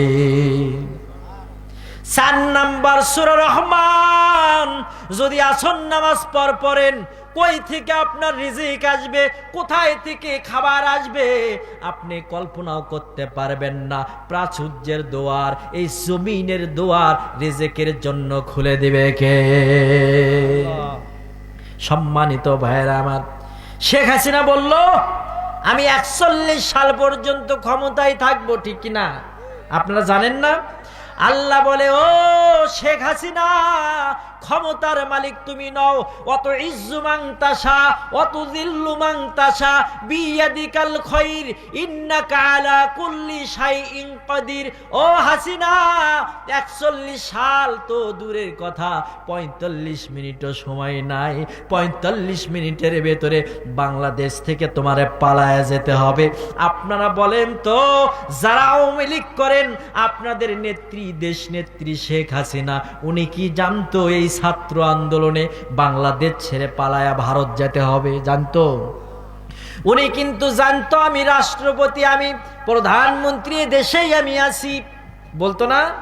মনে মনে জীবনেও কোনোদিন কল্পনাও করেনি এইভাবে আমাকে যেতে হবে। আল্লাহ ধরে না, ধরে না, ধরে না। আল্লাহ যারে ধরে তারে কিন্তু ছাড়ে না। খলাকাল ইনসান, আল্লাহ মানুষ সৃষ্টি করেছে। আল্লাহ বললেন খলাকাল ইনসান, আমি মানুষ সৃষ্টি করলাম দয়া করে, মায়া করে। যখন ফেরেশতাদেরকে বললেন, ও ফেরেশতারা, আমি মানুষ তৈরি করব, পা থেকে শুরু করে গলা পর্যন্ত, এই গলা পর্যন্ত হাতগুলো, বডিগুলো, স্ট্রাকচারগুলো ফেরেশতারা আল্লাহর হুকুমে তৈরি করলেন। ফেরেশতারা মাথা মুখমণ্ডলকে তৈরি করতে পারলেন না। ফেরেশতারা বলে, আল্লাহ মুখমণ্ডল আমরা তৈরি করতে পারবো না। আল্লাহ বলে, আমি আল্লাহ নিজেই মুখমণ্ডল তৈরি করব।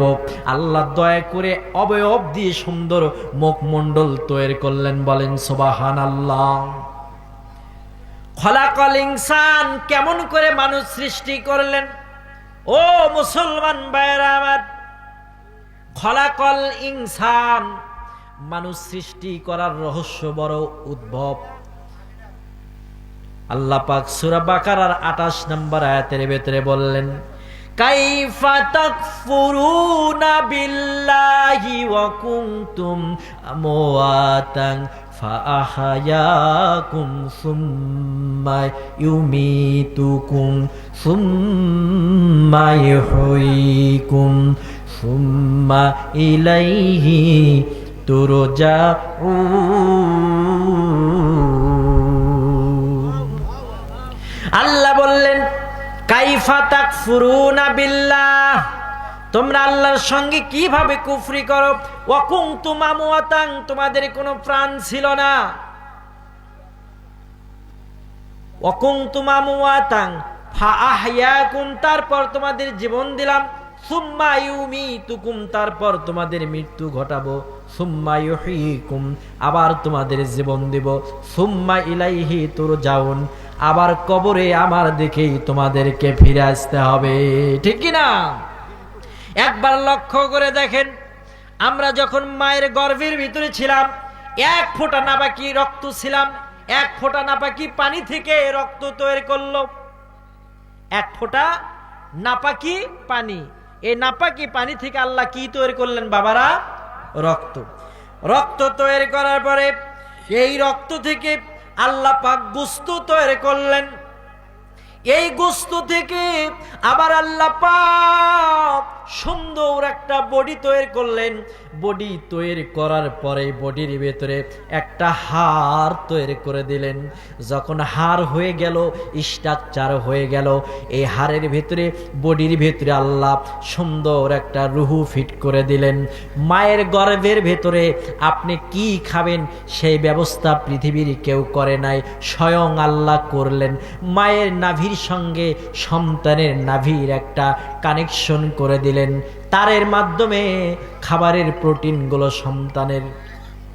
সন্তানের দেহের মধ্যে ঢুকে যায়। সন্তানকে তিল তিল করে বড় করলেন। এবার সন্তান তিল তিল করে গর্ভে বড় হলো, 10 মাস 10 দিন ভূমিষ্ঠ হয়ে গেল, সন্তান দুনিয়ার বুকে চলে আসলো।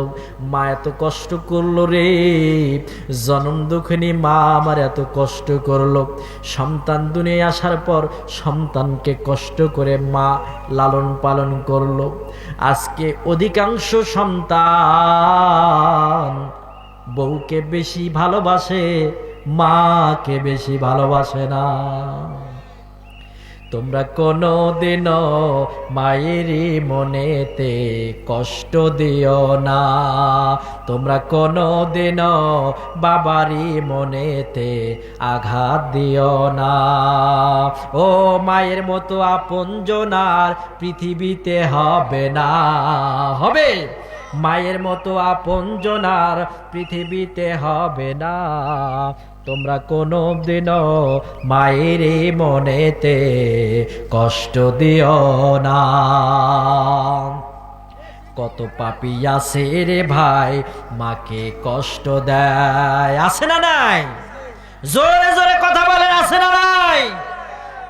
কত পাপী আছে রে ভাই বাবাকে কষ্ট দেয়, বাবা মায়ের মনে কষ্ট দিয়ে অভিশাপ নেয়। ও বইয়ের কথায় কেন তুমি দাও মাকে যন্ত্রণা, তোমরা কোনোদিনও মায়ের মনেতে আঘাত দিও না। ও যুবক, এই মোবাইল ফোনের মাঝে ওয়েল পেপারে, এই মোবাইলের ওয়েল পেপার এমন একটা ছবি দিল, খাইতেও ছবি দেখে, ঘুমাইতেও ছবি দেখে, নামাজের মধ্যেও ছবি দেখে, প্রেমিকার ছবি। কিসের ছবি? প্রেমিকার ছবি মোবাইলের মধ্যে সেভ করে রাখে, দিনে 50 বার 100 বার দেখে। আপন মা ঘরের কাছে, ঘরের ভিতরে মা, একবারও মায়ের দিকে তাকায় না। আবার নবীজি বললেন, কেউ যদি বাবা মার মুখের দিকে একবার নেক নজরে তাকায়, একবার মকবুল হজের সওয়াব আল্লাহ তার আমলনামায় দিয়ে দেয়। মায়ের হাতের মধ্যে যদি আপেল দিতে পারেন, পেয়ারা দিতে পারেন, পীরের দরবারে একটা গরু দেওয়ার পর আল্লাহকে যত খুশি না করাতে পারবেন, মায়ের হাতের মধ্যে যদি একটা আপেল ফল দেন, মাকে যদি বলেন মা তুমি এটা খাও, আমার ইনকাম কষ্টার্জিত পয়সা দিয়ে একটু আঙ্গুর ফল নিয়ে এসছি, মা তুমি খাও, মাকে যদি খাওয়ায়া দিতে পারেন, হজ করার জন্য মক্কায় যাইতে হবে না। মা যদি খুশি হয়, হজের টাকা খরচ না করে হজ কবুল। মাকে যদি খুশি করাতে পারেন, ওয়াকাযা রাব্বুকা আল্লা তা'বুদু ইল্লা ইয়াহু ওয়া বিল ওয়ালিদাইনি ইহসানা।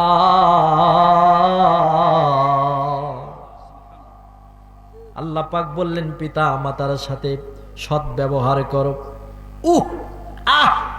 এই শব্দ যেন তোমার মা ব্যবহার না করে। তোমার মা যদি ব্যবহার করে, তোমার কষ্টের কারণে তোমার জীবনের সমস্ত আমলনামা ইবাদত বরবাদ হয়ে যাবে। মায়ের দোয়া লও হে মুমিন, মায়ের দোয়া লও, বিপদে পড়বে না তুমি যখন যেথায় যাও, বিপদে পড়বে না তুমি যখন যেথায় যাও। মায়ের দোয়া লও হে মুমিন, মায়ের দোয়া লও। মায়ে যদি দোয়া করে চলে যায় আরশ পরে, সাথে সাথে কবুল হয়ে ফল দেখিতে পাও, সাথে সাথে কবুল হয়ে ফল দেখিতে পাও। মায়ের দোয়া লও হে মুমিন, মায়ের দোয়া লও। একটি গিলাস পানির ফলে বাইজিদেরই কোলে তুলে, হাত তুলে মা বলে বাইজিদকে ওলি বানাও, হাত তুলে মা বলে বাইজিদকে ওলি বানাও। মায়ের দোয়া লও হে মুমিন, মায়ের দোয়া লও। যার কারণে বাইজিদেরই নাম ছড়িয়েছে তামাম জাহান, ছোট্ট শিশু বাইজিদেরই মতো সবাই হও। মায়ের দোয়া লও হে মুমিন, মায়ের দোয়া লও। মাকে যদি খুশি করাতে পারেন আপনার জান্নাত মিলে যাবে। তিনটা দোয়ার মাঝে আল্লাহ কোনো হেজাব রাখে না, কোনো পর্দা রাখে না, দোয়া করার সঙ্গে সঙ্গে কবুল। এক নাম্বার মাজলুম ব্যক্তি, জোরে বলেন কি ব্যক্তি, কথা বলেন তো, আরো জোরে বলেন। মাজলুম ব্যক্তিরা চোখের পানি ছেড়ে দিয়ে আল্লাহকে বলো, আল্লাহ আমরা বাংলাদেশের মানুষ, আমরা নির্যাতিত, আমরা মাজলুম। কত আলেমের বুক খালি হলো, কত মায়ের বুক খালি হলো, কত মাদ্রাসার ছাত্র জীবন হারালো, কত আলেম নির্দোষে বিনা দোষে জেল খাটলো। আল্লামা সাইদি কোরআনের তাফসির করতে গিয়ে জীবনটা দিয়ে দিল। আল্লামা সাইদির জন্য কাবা শরীফে গিয়ে চোখের পানি ছেড়ে দিয়ে দোয়া করে, ঠিক না? আমি ভিডিও ফোন দেখলাম, ভিডিওর মধ্যে একটা লোক হজ করতে গেছে, সেই কাবা শরীফে গিয়া কাবা শরীফে হজ করবে, লাব্বাইক লাব্বাইক না বলে আল্লাহর কাছে কেঁদে কেঁদে বলে, আল্লাহ সাইদিকে মুক্ত করে দাও। আল্লাহর কাছে কেঁদে কেঁদে বলে, আল্লাহ সাইদিকে তুমি মুক্ত করো। ওই আল্লাহর বান্দা সেই আল্লাহর আরশের নিচে যে জায়গা, প্রথম আসমানের পরে ষষ্ঠ আসমান, দ্বিতীয় তৃতীয় চতুর্থ পঞ্চম ষষ্ঠ, তারপরে সপ্তম, সপ্তম আসমানে বিশাল একটা চেয়ার আছে। ওই চেয়ারকে বলা হয় কুরসিউন, কুরসিউন আরবি শব্দ। ওই চেয়ারে আল্লাহ বসে আছে, ওই চেয়ারটাকে চারজন ফেরেশতা বহন করে নিয়ে আসে, সুবহানাল্লাহ। ওই সিংহাসনে আল্লাহ বসে আছে, আরশ। আমার নবীজি বলে, যখন মেরাজে গেলাম, যখন ষষ্ঠ আসমান আমি ভেদ করলাম, বাইতুল মামুর নামে একটা মসজিদ দেখলাম। ওই মসজিদের ভিতরে দেখলাম ফেরেশতারা জামাতের সাথে নামাজ আদায় করে। এক ওয়াক্ত নামাজে ৭৪,০০০ ফেরেশতা নামাজ আদায় করে। ওই ৭৪,০০০ ফেরেশতা দুনিয়ায় চলে আসে, ওদের যাওয়ার আর কোনো কি নাই, সুযোগ নাই। এইভাবে প্রত্যেক ওয়াক্ত ওয়াক্ত নামাজে ৭৪,০০০ ফেরেশতা জামাতে নামাজ পড়ে দুনিয়ায় আসে। আসার পর কিয়ামত পর্যন্ত আল্লাহর কাছে যাওয়ার আর কোনো সুযোগ নাই। যেদিন পৃথিবী ধ্বংস হবে সেদিন তাদের মিলন মেলা ঘটে যাবে। আমার নবীজি বলে, ওই আরশে মুআল্লার নিচে যখন বাইতুল মামুর মসজিদ থেকে আমি নবীজি রফরফ নামক প্রাণীও যখন চলে গেল, যখন বোরাকও চলে গেল, রফরফও চলে গেল, আমি নবীজি একা একা ভয় করি। জিব্রাইল আমিনও চলে গেল। সিদরাতুল মুনতাহা ফেরেশতাদের বর্ডার, যেখানে আর ফেরেশতারা যেতে পারে না, আমার নবীজিকে জিবরাইল আমিন একা ছেড়ে দিল। আমার নবীজি বলে আমি গেলাম একটা রফরফ নামক প্রাণীতে করে, শুধু ঘোর অন্ধকার, অন্ধকার, শুধু পানি আর পানি, পানি আর পানি, পানি আর পানি। আল্লাহ কি খেলা দিয়েছে, সপ্তম আসমান, ষষ্ঠ আসমানের ওপর 7 আসমান শুধু পানি আর পানি। আমার নবীজি ওই পানি ভেদ করে চলে গেলেন উপরে, ওই বাইতুল মামুর মসজিদ, ওই আল্লাহর আরশ, আরশের ছায়া মক্কায় পড়েছে। সেই মক্কা শরীফে আল্লাহর এক বান্দা যায় দোয়া করল, আল্লাহ তুমি সাইদিকে ক্ষমা করে দাও, সাইদিকে মাফ করে দাও, আল্লামা সাইদিকে তুমি জান্নাতুল ফিরদাউস নসিব করে দিও। আমার ভাইয়েরা, এই যে হাজার হাজার মানুষ দোয়া করেছে, আল্লাহ দোয়াটা কবুল করেছে, কথা বলেন ঠিক কিনা? এই মুসলিম জাতির ওপর থেকে স্বৈরা শাসক, এই মুসলিম জাতির ওপর থেকে একজন জুলুমবাজ শাসক, এই মুসলিমের ওপর থেকে একজন নারী শাসককে আল্লাহ উঠায়া দিয়ে জনমের মতন বিদায় করে দিয়েছে, কথা বলেন ঠিক কিনা? আল্লাহ তোমার দরবারেতে হাজার শুকরিয়া, আল্লাহ তোমার দরবারেতে হাজার শুকরিয়া।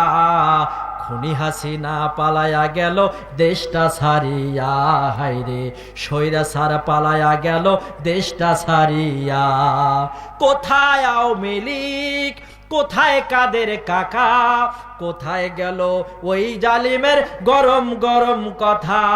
খেলা হবে, খেলা হবে, খেলা হবে, খেলা হবে বলে তারা গেল পালিয়া, কথা কোন ঠিক না?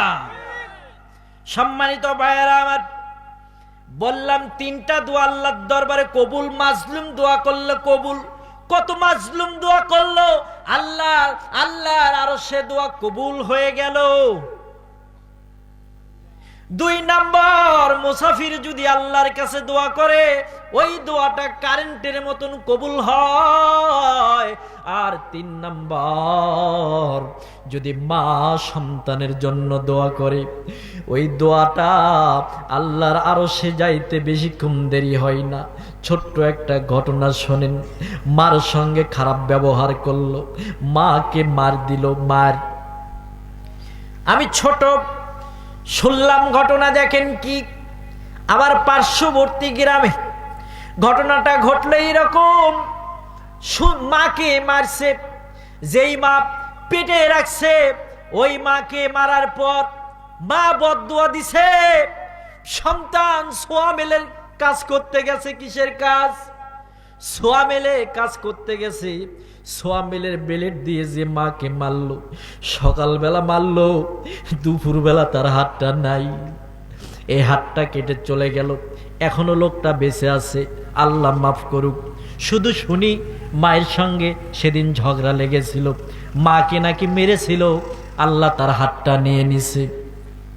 মা তোমার জান্নাত। আমার নবীজিকে বলা হলো, ইয়া রাসূলুল্লাহ, ইয়া হাবিবাল্লাহ, খেদমত করবা কার? আমার নবীজি বললেন তোমার মায়ের। ইয়া রাসূলুল্লাহ, কার? বলে তোমার মায়ের। 3 বার মায়ের কথা বলে 1 বার বাবার কথা বললেন। ওমা জান্নাতুকা ওমা নারুকা, পিতামাতা তোমার জন্য জান্নাত অথবা জাহান্নাম। তুমি যদি মাকে খুশি করতে পারো, মা যদি তোমার জন্য দোয়া করে, দুনিয়াটা তোমার জন্য হয়ে যাবে জান্নাতের বাগান। জীবনে বড় হতে চান, মায়ের নিকটে দোয়া নেবেন। জীবনে মামলায় পড়ছেন, মার পাটা জড়ায় ধরে বলবেন, মা দোয়া করে দাও।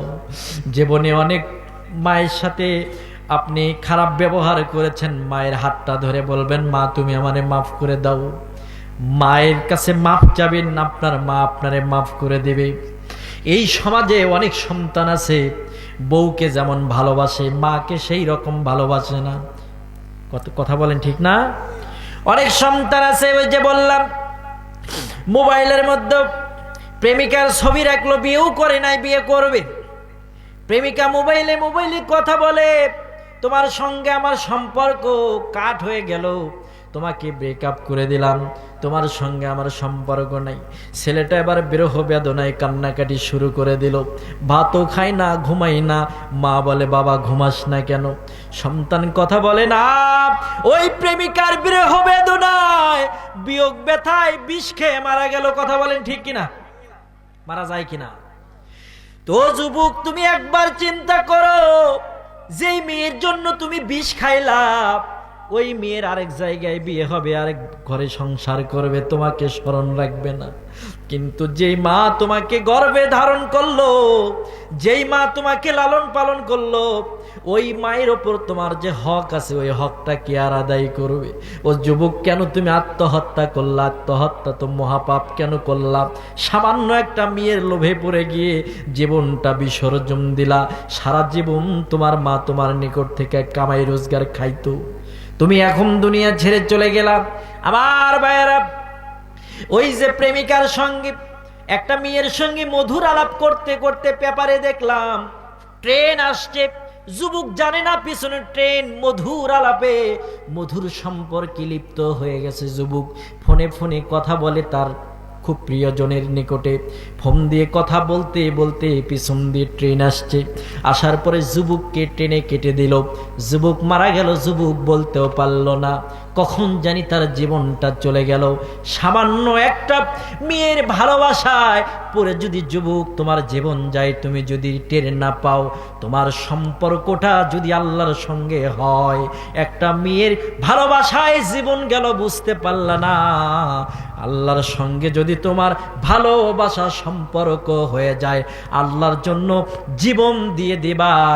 আমার নবীজি বলেছে, পিঁপড়া কাটার মতো তোমার ব্যথা লাগবে না। ও মুসলমান ভাইয়েরা আমার, আপনারা যারা আছেন, বাবা মাকে কারা কারা ভালোবাসবেন? বাবা মাকে ভালোবাসবেন কারা কারা? দুহাত উঠায় আল্লাহকে বলেন। আমি জানি সবাই চলে গেছে, যারা গেছে আমি জানি ওরা চলে যাক। ধান যখন উড়ায়, ধানের চিটাগুলো চলে যায় আর ধানের দানাটা পড়ে থাকে, ঠিক কিনা? যেগুলো চিটা উড়ে যায় আর অরিজিনাল ধান পড়ে থাকে, তখন বোঝা যায় এই ধানের চাল আছে। আপনারা যারা বসে আছেন, এখন বোঝা যাচ্ছে যে আপনাদের ভিতরে একটা ফিলিংস কাজ করতেছে। ইসলামকে জানার আগ্রহ আপনাদের ভেতরে আছে। আপনারা ভাগ্যবান লোক। এই গভীর রাত্রিবেলা বসে বসে আমার ওয়াজ শুনছেন। যাদের মা আছে, বাবা একবার বলে যায়, খবরদার খবরদার, মাকে কষ্ট দিবেন না। মাকে যদি কষ্ট দেন, আপনার দুনিয়াও বরবাদ, আখিরাতও বরবাদ। বউকেও ভালোবাসবেন, মাকেও ভালোবাসবেন। মায়ের ভালোবাসা মায়ের কাছে, বইয়ের ভালোবাসা বইয়ের কাছে। কথা কোন ঠিক কিনা?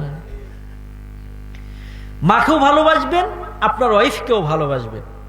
আপনার মায়ের হাতে আপনি 1000 টাকা দিবেন, দিয়ে বলবেন, মা আমি যে তোমার 1000 টাকা দিলাম, তুমি এটা তোমার বৌমারে বলবা না, শেখায় দিবেন। দিয়ে বলবেন, আগামী ঈদে এই 1000 টাকা দিয়ে একটা শাড়ি কিনে তুমি তোমার বৌমাকে গিফট করবা, উপহার দিয়ে দেবা। সুবহানাল্লাহ বলেন। কিন্তু আপনি আপনার মাকে বলবেন, খবরদার এটা বৌমাকে আবার বলো না, টাকাটা আমি দিছি। এইরকম সন্তান যদি এই কৌশল করে মাকে কিছু টাকা পয়সা দেয়, আর মা যদি ওই টাকা দিয়ে কোনো একটা গিফট হাদিয়া কিনে তার বৌমাকে উপহার দেয়, ওই বেটার বউ মাকে, শাশুড়ি মাকে আদর করবে না ঝগড়া করবে? তাহলে বৌমা এবং মায়ের সম্পর্ক ভালো হবে না খারাপ হবে, সেইটা তৈরি করার হাতিয়ার হচ্ছে ওই সন্তান। কিন্তু বুঝতে হবে, বুঝের ভুলের কারণে শাশুড়ি এবং ছেলের বউয়ের মাঝে ঝগড়াঝাটি হয়। এই কাজ কখনো করবেন না। মাকে কেউ কষ্ট দিবেন না। আর যারা মায়েরা আছেন, আপনাদের যাদের শাশুড়ি মা আছে, আপনাদের পায়ে হাত দিয়ে বলবো যে ওই সন্তানটা, ওই শাশুড়ি তার পেট থেকে যদি না আসতো, তাহলে এই স্বামী তো এই দৌলত আপনি পাইতেন না, ঠিক কিনা? সুতরাং শাশুড়ি যতদিন বেঁচে আছে ততদিন তাকে আদর করতে হবে। শ্বশুর যতদিন বেঁচে আছে ততদিন শ্বশুরকে আদর করতে হবে। শ্বশুর শাশুড়িকে খেদমত করতে হবে। আজকে সমাজের অনেক মায়েরা আছে, নিজের মা আসলে স্বামীরে বিশাল একটা লিস্ট দিয়ে দেয়, যাও এই বাজার করে নিয়ে আসো।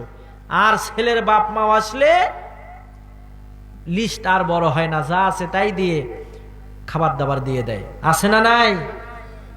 মায়ের জন্য সব, আর শাশুড়ির জন্য তেমন কিছুই না। এই রকম করা যাবে না। তার কারণ অধিকার মেয়ের মা ছেলের মা উভয়ের সমান। সুবহানাল্লাহ বলেন। আল্লাহ পাক আমাদের সবাইকে বোঝার তৌফিক দান করুক। আমরা সকলে পড়ি আমিন। আরো জোরে পড়ি আমিন। ভাই, এই ভাইয়ের নামটা জানি? জি জি, হ্যাঁ, আব্দুল সালাম ভাই। আব্দুল সালাম ভাইয়ের মানে পরিবার থেকে এক জায়গায় মসজিদের জন্য জমি দান করছে, আলহামদুলিল্লাহ পরে। আরেক জায়গায় মাঠের জমি দান করছে। এটা সৌভাগ্যের বিষয় না? আমার নবীজি বলেছে, যে ব্যক্তি আল্লাহর ঘরে, দুনিয়ার বুকে আল্লাহর ঘর তৈরি করে দিল, জান্নাতের ভেতরে আল্লাহ তার জন্য একটা ঘর তৈরি করে দিবে। সুবহানাল্লাহ বলেন। তার জন্য একটা ঘর তৈরি হবে। তাহলে এই আব্দুল সালাম ভাই এত সুন্দর একটা, তার পরিবার থেকে তার মা জায়গা দিয়েছে মসজিদে। এই মসজিদে তাদের তো শুধু একা দায়িত্ব না, আমাদের সকলেরই দায়িত্ব এই মসজিদটাকে সুন্দর করে গোছানো করা। আমার ভাইয়েরা, আগে মসজিদ ছিল কাঁচা, কিন্তু নবীজি সাহাবীদের ঈমান ছিল পাকা। আর এখন মসজিদ পাকা, কিন্তু ঈমানটা বড় কাঁচা। এই জন্য মসজিদ পাকা হচ্ছে, আরো হোক, সৌন্দর্যে মণ্ডিত হোক, কিন্তু আমাদের ঈমানটাকেও কি করতে হবে? ওই নবীজির ঘাম। মায়েরা, আপনারা একটু কণ্ঠে মিল দিয়ে পড়েন আস্তে আস্তে, বাবারাও পড়েন। সিরাজুল 2 বস্তা সিমেন্ট মারাবা। রহমতে আলম নবী নূরে মুজাসসাম, রহমতে আলম নবী নূরে মুজাসসাম, সাহাবীরা আতর বানায় ওই নবীজির ঘাম, সাহাবীরা আতর বানায় ওই নবীজির ঘাম। চেনো জানো মানো কেমন আমার নবীজি, যাহার পাগল চন্দ্র সূর্য তারকারাজি।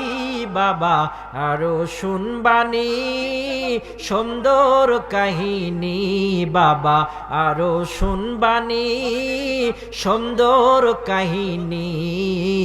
জান্নাতেরও গেটে গেটে লেখা নবীর নাম, বলেন জান্নাতেরও রুমে রুমে লেখা নবীর নাম। হায়রে রহমতে আলম নূরে মুজাসসাম, রহমতে আলম নবী নূরে মুজাসসাম, সাহাবীরা আতর বানায় ওই নবীজির ঘাম। উস্তনে হান্নানা একটা খেজুর গাছের নাম, যাকে ধরে খুতবা দিতেন রসুল আকরাম। গাছটা নবীর বিরহে কাঁদিতে রহে, গাছটা নবীর বিরহে কাঁদিতে রহে। পাহাড় পর্বত নদী নালা দিয়েছে সালাম, বলেন পাহাড় পর্বত নদী নালা দিয়েছে সালাম। আমরা মানুষ হতভাগা নবী চিনি না, পশু পাখি নবী চিনে করিল কান্না। বাবা যে চিনেছে সে পেয়েছে, বাবা যে চিনেছে সে পেয়েছে। পাহাড় পর্বত চন্দ্র সূর্য দিয়েছে সালাম, বলেন পাহাড় পর্বত চন্দ্র সূর্য দিয়েছে সালাম। রহমতে আলম নূরে মুজাসসাম, সাহাবীরা আতর বানায় ওই নবীজির ঘাম। জোরে জোরে বলেন মারহাবা।